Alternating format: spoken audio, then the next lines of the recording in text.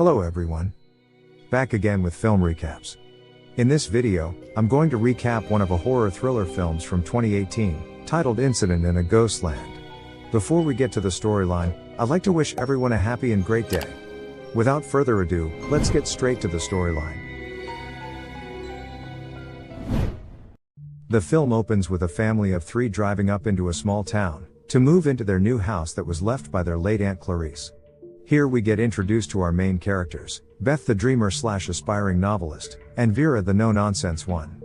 Even from the beginning we can tell that the sisters' dynamic is rocky. Vera bullies Beth for being such a dreamer and always having her head in the clouds, instead of the real world. However, their loving mother, Pauline, always defends Beth. All of the sudden, a candy truck passes by them, and a mysterious figure inside it waves at them. Beth and Pauline the mother naively waves back, while Vera rudely flips them off. Afterwards, they stop by a convenience store on the way, and Beth sees the candy truck they came across earlier drive away. She then stumbles upon a local newspaper, which headline informs her that the town is currently plagued by a serial killer, who would come into homes and murder the adults, but would spare the children. Beth decides to brush it off, and the 3 resume on their way. They arrive at the house, and proceed to check it out. We can see that every single room is filled with antique trinkets and creepy dolls.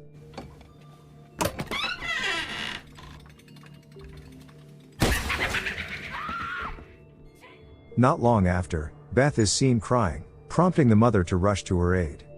It is revealed that she is freaking out because she just got her period. Vera, who thinks Beth is overreacting, goes outside, and has a chat with the mom. The elder sister talks about how much of a delusional crybaby Beth is for spending most of her time writing mystery stories, and fantasizing about being a famous author.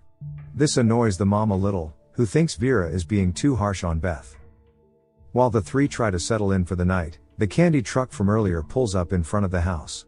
Right when Pauline goes downstairs to put away some boxes, her phone rings, and this happens. Jane, I can't hear you. Out of nowhere, a big man attacks the mom and proceeds to beat her with a porcelain doll. He then moves downstairs, and captures the sisters, forcibly dragging them to the basement. On the way, we learn that the big man is not alone, he has an accomplice. Being the creep that he is, the big man begins to sniff them on the crotch, and upon realizing that Beth is on her period, he decides to take Vera instead. Now left alone, Beth attempts to find her way out of the house, right when she comes across the accomplice, who moves to attack her, until luckily, the mom violently scuffles against the accomplice, getting stabbed and slashed during the process. Meanwhile, Beth cowers in fear, unable to help because she is too terrified.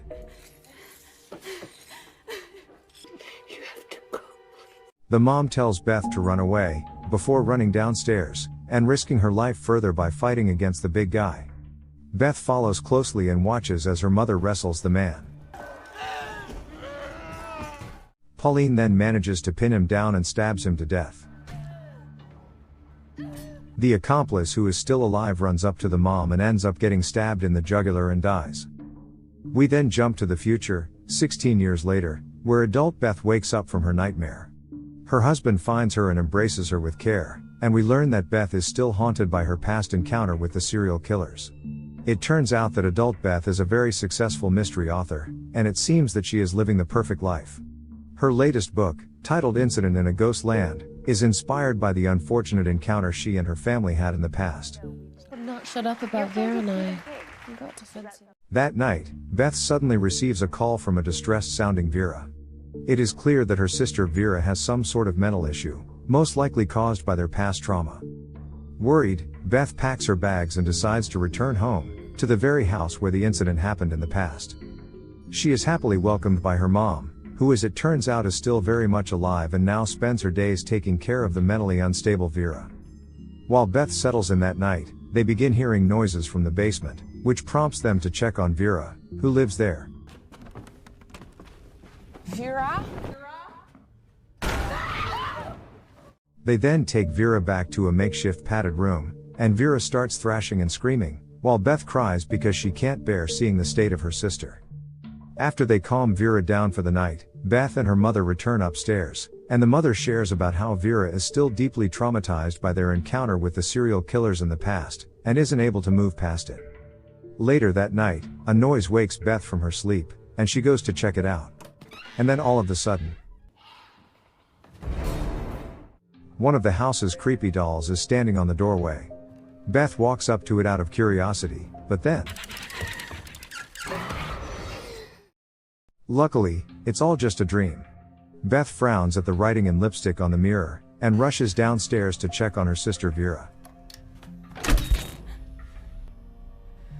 Vera shows Beth her severely chafed hands, and begins rambling about how she needs Beth to be with her, so she doesn't have to endure all the torture alone.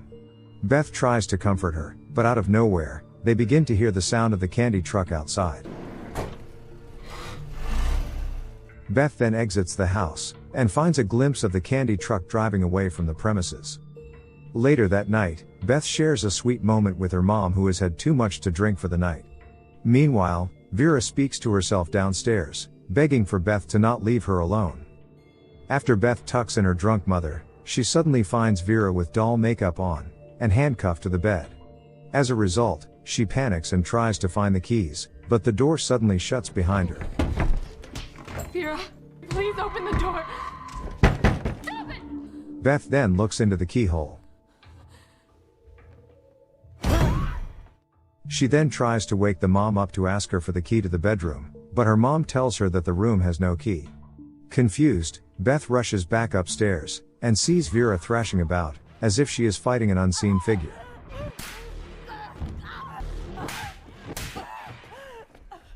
Vera's fingers appear broken and twisted. The mom, who is now awake, exits the house to look for help, while Beth tries to tend to Vera. Beth then hears noises from the basement, and assumes that Vera has locked herself in there. But then, we broke your sister. She hears the voice of the accomplice coming from the basement, and comes across the big guy. Luckily, it is only her imagination. Beth spends the rest of the night waiting by the basement door, until she falls asleep from exhaustion. The dog's barking wakes her up, and Beth hears the front door open, thinking it's her mother. The next time Beth wakes up, she is palpably unwell. Her face and body are riddled with bruises, and the house appears cold and empty. Beth cries in frustration, and finds a similarly beaten and bruised Vera in the basement. At this point, she begins blaming Vera for what happened to her, while Vera begs for her to wake up. Here is where the story gets interesting. Beth begins seeing flashes of her past, and we learn that the mom never actually survived that night. The accomplice killed her during their scuffle in the kitchen. While accepting that their mother is dead, Beth begins having a mental breakdown, and Vera helps to calm her down. We then learn that the two are still teenagers, who are now prisoners of the big man and the accomplice. Plus, that every single scene featuring adult Beth being a famous author who is married to a loving husband was nothing but a figment of teenage Beth's imagination to escape her dreadful reality. All this time, all Vera has been doing is plead for Beth to stop spacing out, and return to reality. In the next morning, Vera warns Beth that the psychopaths are going to take Beth, and whatever happens, Beth must not move or say a thing. Vera then kisses her before she leaves. Beth fearfully waits inside a cupboard, and this happens. The accomplice grabs Beth and she struggles, which forces the psycho to knock her out. When Beth wakes up, the accomplice is putting makeup on her to make her look like a doll. Beth then gets taken to the display room, and the accomplice poses her with the rest of the dolls. After the accomplice left, she finds a pair of scissors, and tucks it in her hair.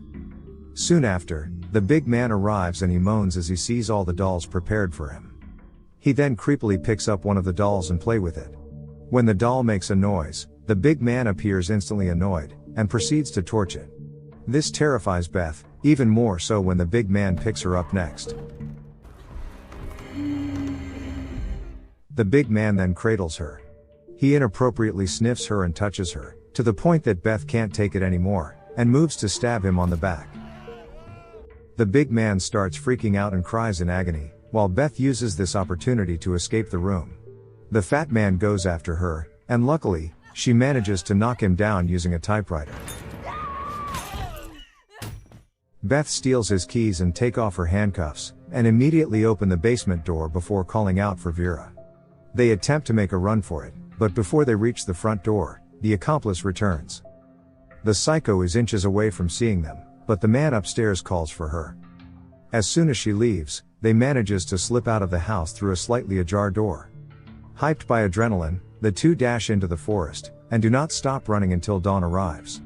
Luckily, they come across a police car, and the officers rush to their aid right away.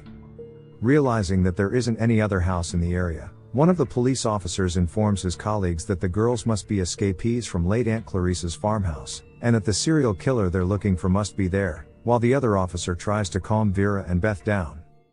But then, Cooper! I know where the girls come from. the bullets come from the accomplice, who then shoots the female cop. The officers get shot to death by the accomplice, while Beth and Vera get thrown into the candy truck, and get driven back to the house. It is at this moment that the hopeless Beth begins to space out again and her vision starts to blur. Meanwhile, the accomplice forcefully drags Vera away, while she desperately begs for Beth to return to reality and help her.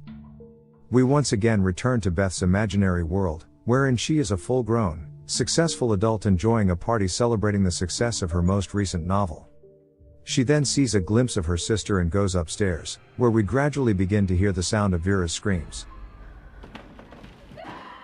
Beth desperately wants to go help Vera, but the mom stops her and asks her to simply forget about her sister. This doesn't stop Beth as she realizes that she loves her sister and is unwilling to abandon her.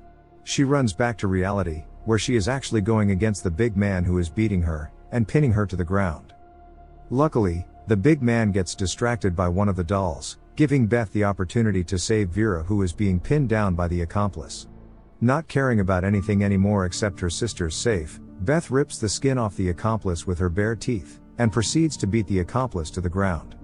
The big man then runs into the room ready to attack, and luckily, a cop arrives to save the day. The accomplice stands up, but her suspicious movements get her shot as well. Now that the two psychopaths are dead, the nightmare is finally over. Beth and Vera get rushed to safety by the medics, while more and more police officers pile into the scene. Before the film ends, Beth looks at her sister and mouths that she loves her. Vera then enters an ambulance, and we can see the serial killers in body bags. We don't know what happens next to the girls, but whatever future awaits them, let's hope it's a good one. Okay guys. That's all the recap of Incident in a Ghostland 2018. Thanks for watching. See you again in the next video.